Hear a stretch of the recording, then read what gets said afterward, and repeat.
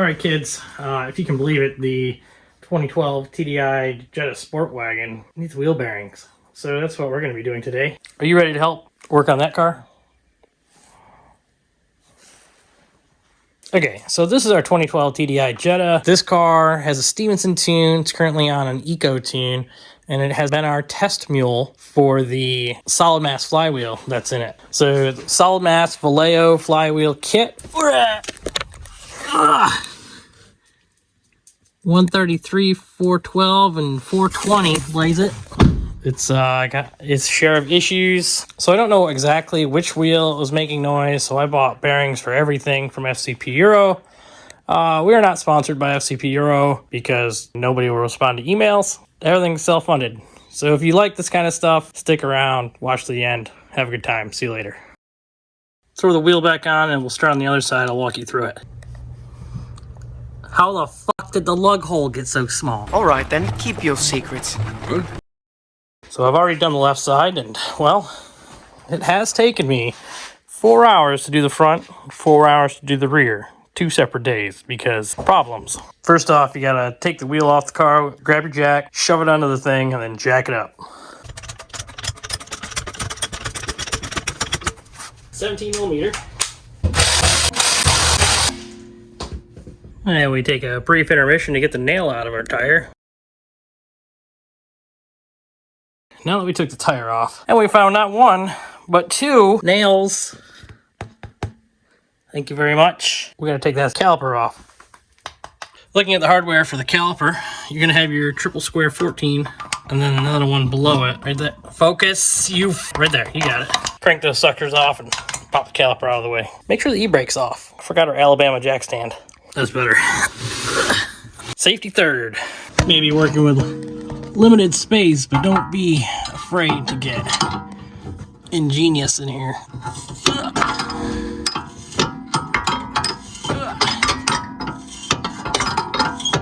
Okay. Yeah, at this point you can tell every Volkswagen engineer you know to go take a long fucking walk off a short fucking pier, because this is bull. Woman, I'm just gonna sell all my stuff and buy one car and then take it to the dealership and let the warranty handle this.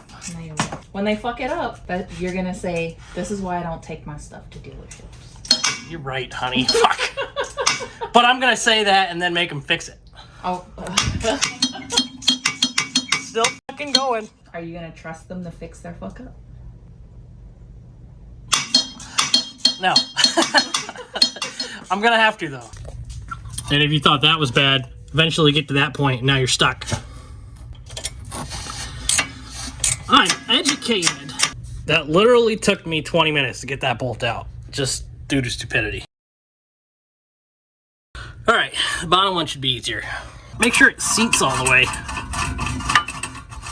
If it's not in all the way, you can strip that out and then you're really fucked. A little more swing on that one, but more of the same, really. And just like that, pop, pop, it pops right out. Just pop, pops right out. Pops right out. Okay. Just make sure you carelessly let that hang by the brake line. I think that's a T30 to pop that out. That's really in there, huh? Because we're doing it the old hand method. That's how you know I've been married a while. Oh, son of a bitch. I tried with the little impact. I'm through asking. Let's do this. I'm not asking any. What could go wrong?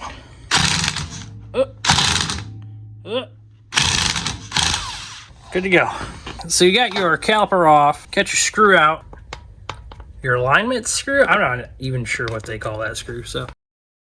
If your rotor is stuck on the hub, like mine is, and you have to save the rotor, because it's still a good rotor, don't hammer on this face, because that'll damage the rotor. What you can do is you can pop that bolt out, which you have to do anyway for the hub, and then flip it, fill it with penetrating oil. I'll show you in a second. 18 millimeter triple square. Slaps right in. Use something with some hoo-ha to it. Better grab the breaker bar. When you're an hour into wheel bearings and chill and you realize your car's leaking, and that's not diesel. What?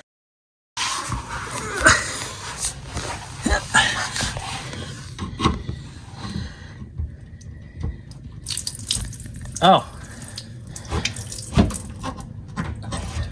That's probably fine. This is a friendly reminder to check your sunroof drains, everybody. Or how much water's in there. Now we are joined by the breaker bar and the breaker bar plus.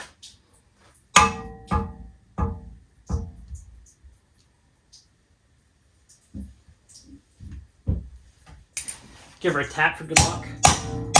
Make sure it's fully seated. Looks like it's holding. Alright. Wish me luck.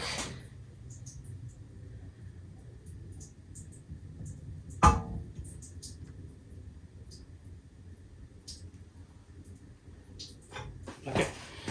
She broke free. Oh god. I still can't do that by hand though.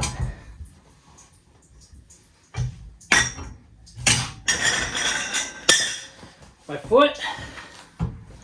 Okay.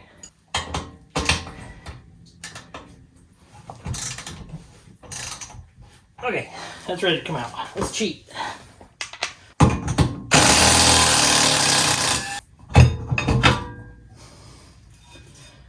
Can we drop it and pop it? Oh yeah, make it easy then.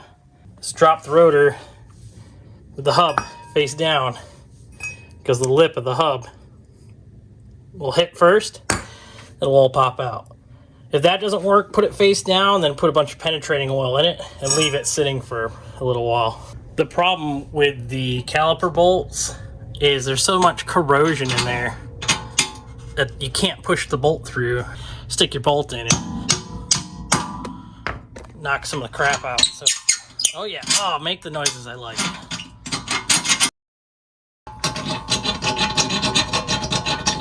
All right, we're clear. Now would be a great time to consider brand new hardware for your caliper, but I just have what I have, and I hit it with a wire wheel, clean them up. I'm gonna put a little anti-seize on them, but I'll make sure to torque them extra tight just for you. You just slap it back together. It's easy as that. Easy, easy peasy. Just slaps right on. When you buy one of those kits, you also get a new hub cap, literally a hub center cap, and then of course a new hub bolt. I don't know what the torque spec is. It's just about all of them, so yeah.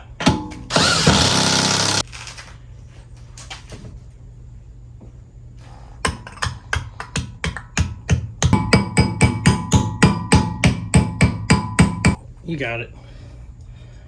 Goes in the hole. Line them up most of the way. We'll be a little more gentle when we put it back in. That's what I had to tell the old lady. Again, a little bit of anti-seize. Just helps keep the corrosion out of it. Comment down below if you think this is an awful idea. Put anti-seize on your caliper bolts.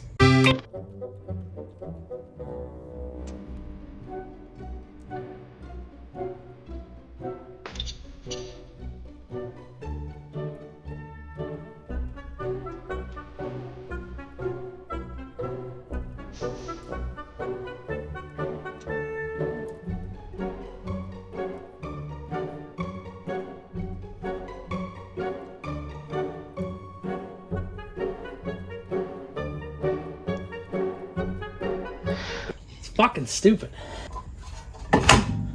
Okay, easy, just pops right in. Back to this. Quarter turn at a time. And the top one. I'm gonna be here a while. Now we take our Alabama jack stand, throw it back in the hub.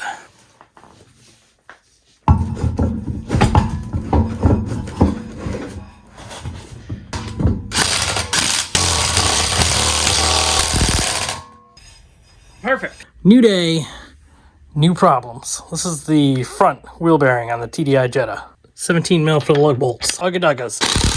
Alabama jack stand. It's smart to break the axle bolt free, get something in the vent. Breaker bar, and the breaker bar upgrade, of course. To disc brake lock screw. Rounding it out first is the best way to do it. Caliper bolts. Alright, best way to do it is turn the wheel to the side that you're working on so that you have more space to get to it. And you can throw your 17 millimeter at. Wait, that's wrong. That's a 21 millimeter. There's one. There's two. Okay, we're gonna throw some baby ugga-duggas at it because it's easier to take them out.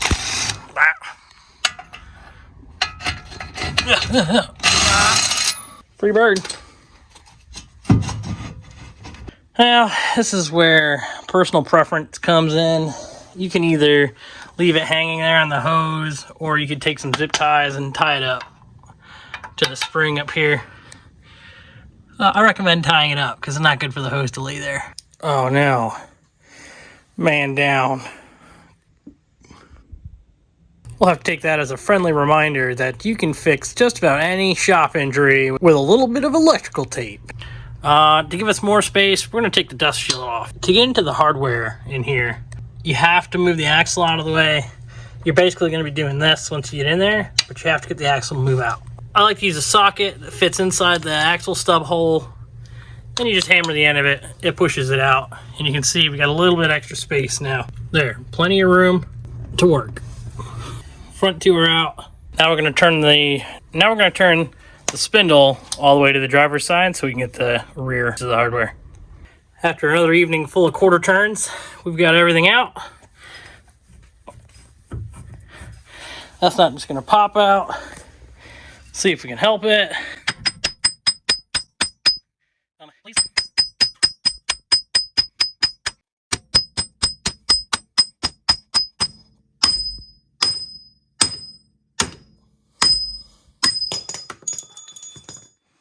And she's out. Easy peasy. Pops right out. You know, ironically, the last one is the worst one. We're just gonna take a little bit, clean some of this up, I think. There's a lot of corrosion on this inner lip. It's just the nature of what it is. This car was in Connecticut for so many years. I think 3 or 4 years before I got it. Unfortunately. Okay, make sure to get your axle centered in the hub. I'm gonna take some copper anti-seize and put it on the splines at the end of the axle here. Okay, as it turned out, you needed 2 hands to set that in place. Be forewarned, these bolts that hold the wheel bearing in there, the new style is T60. It's a torque 60. It's no longer triple square.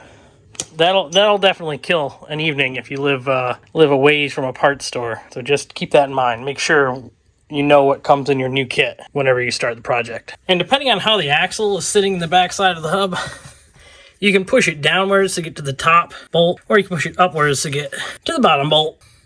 Now we're going to turn the wheel straight again so we can get the axle in. Axle's lined up straight. Oh yeah. Off the top of my head, I don't know the torque specs, so I'm going to put it on the screen. The curvature of the dust shield goes in, so when you mount it, that's how it goes. Rotor's back on. Don't forget this guy, whatever you call it, you know, who knows. And get your caliper back on. Hardware's in. Now we need to turn just a little to the right so that we can put some torque down on that. Shove something in the vent there again so you can, you know, do the thing.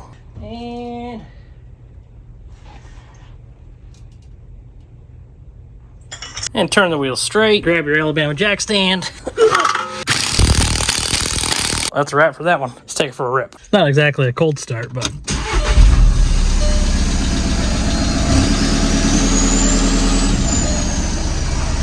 alrighty. Don't forget to check that front bumper light. You know what I'm saying? Well, it's about as quiet as it gets. That's gonna be it for this guy. Thanks for hanging out with me while we suffer for 4 days doing the wheel bearings on the TDI Jetta. So remember, like, comment, subscribe, do all the things, and don't forget to hit record. And how much you get in your garage and you fix something, huh? Have a good night.